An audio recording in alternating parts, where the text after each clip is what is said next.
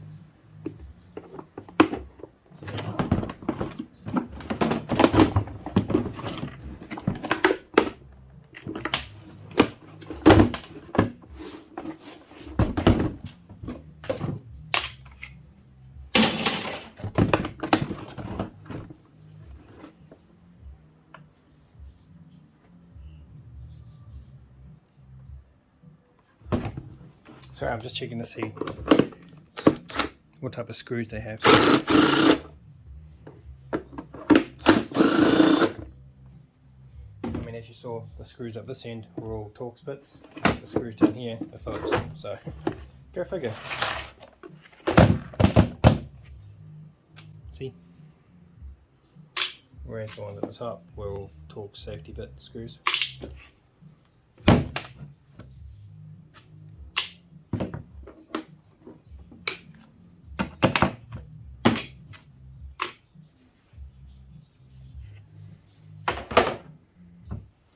Right, so what do we have here? Just pretty much a whole lot of plastic housing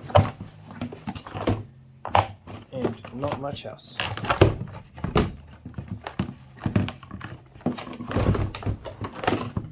So this water blaster had the function of being able to be put or operated out of a bucket. That's what that was. For those of you who are interested and didn't know. So you pretty much just put that into a bucket rather than using your inlet from your hose pipe, and it would suck it out of the bucket.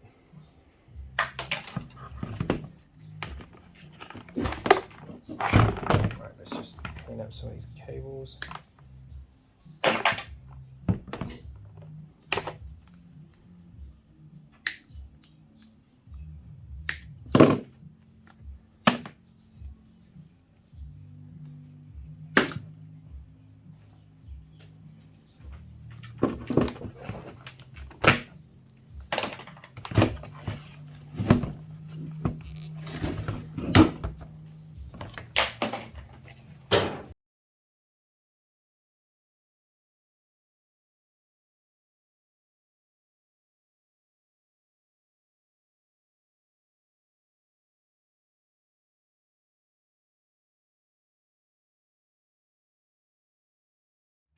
Here we have, hopefully that's a nice copper motor, not an aluminium one.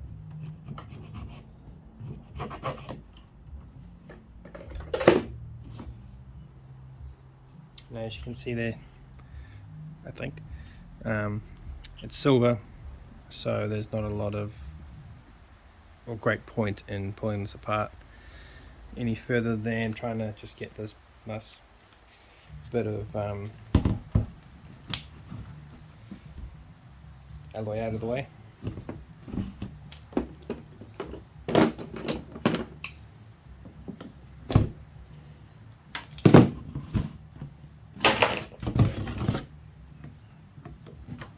these things are actually quite simplistically put together.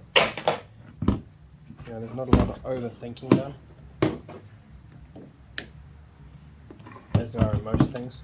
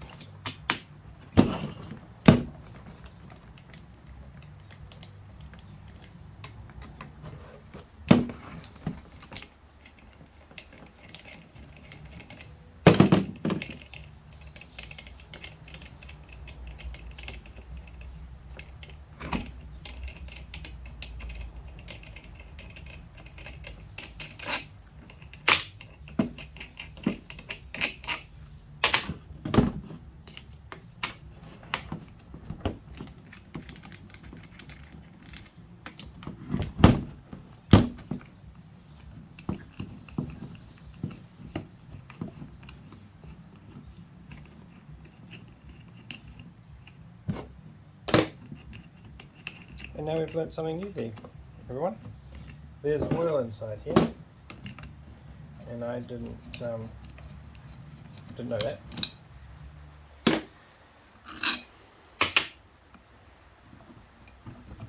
And we will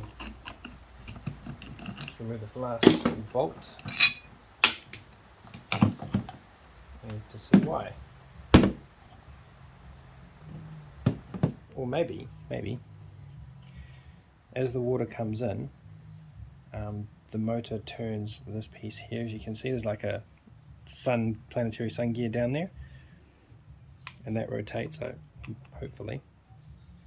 I would say it does because there are teeth on the inner side of that. I'm not sure if you can see it. And then the centrifugal force would push down on this, and it would compress the water coming in, creating higher pressure. I assume so. Let's quickly clean all this up. Remove some of this oil residue so that it doesn't create an explosive hazard when it goes into the furnace. The smelter, hopefully that's off.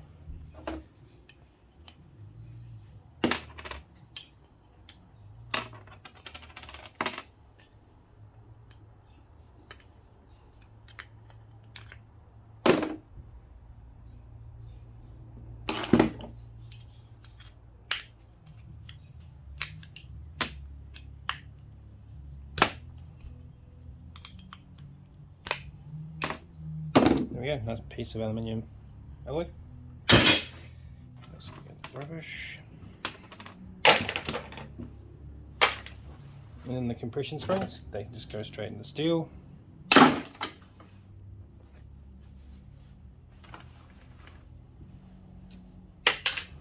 Right, and what we'll do with this, we'll just take this off, and then you'll see inside of what I mean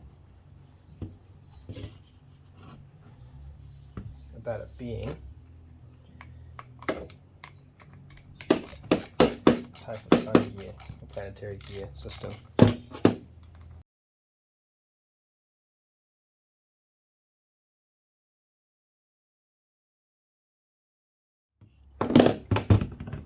So hopefully this pops out. There we go. So as I was saying, so there you go. On the back end there's the planetary gear, and then there's just the gear that connects this to the motor. So I would say it's quite simple really in terms of operation upon looking at it. Oh, not close enough. That would have sat on the inside of that and rotated. Sorry, the other way around. so. I would have rotated against that. That would have spun at such a force that it would have caused it to move up, and that up force would have compressed against those springs, which would have compressed the incoming water, and that's where you get your pressure from, inside of a pressure washer, if you will, or a water blaster as they're called here. But it's aluminium, so nice aluminium there, and a nice bit of aluminium here. We'll just hang it all up. Right, let's see what's inside the electrics. Probably not a whole lot.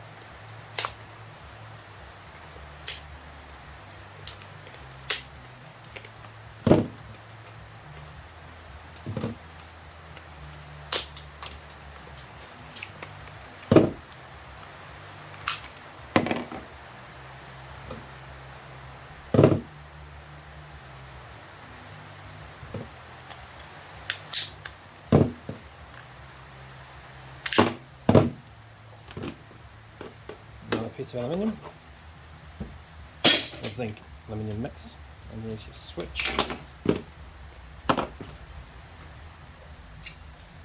and some nice contact, nice brass, I believe, will be here on these terminals.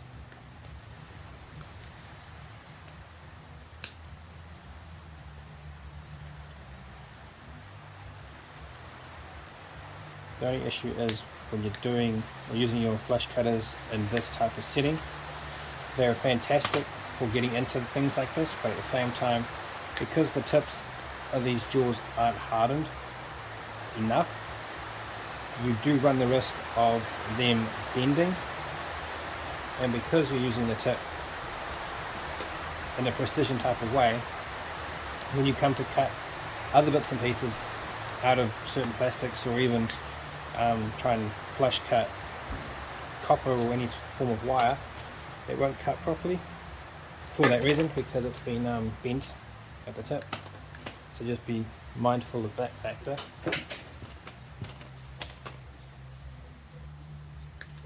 I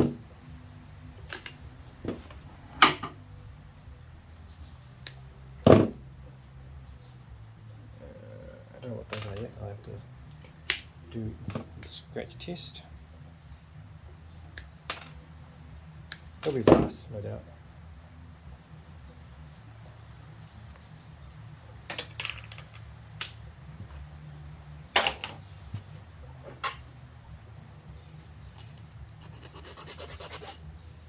Yes, brass.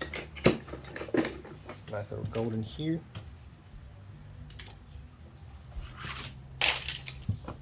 Right, let's see what's inside. Set switch.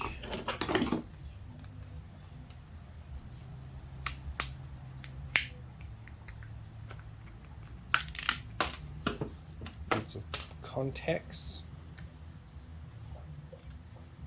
Just plastic. Sometimes these little bits here can be copper, but in this case they're brass, but I possibly be a silver contact there, so they can go into the contacts pile that I'm storing up, and then we'll just remove these brass terminals out, and that'll be that.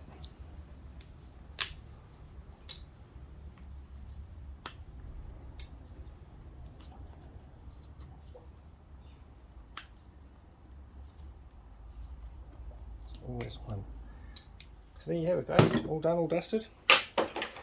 Hope that was informative for you as it was for me. I certainly didn't know that from the onset that a water blaster would contain oil, but once you know, you have a bit of a think about it, you realise why it's there. It makes perfect sense. So that was definitely informative for me. That was the first water blaster I've ever done in 10 years of scrapping. So thank you for joining me. Look after yourselves, and I'll catch you on the next one. Cheers.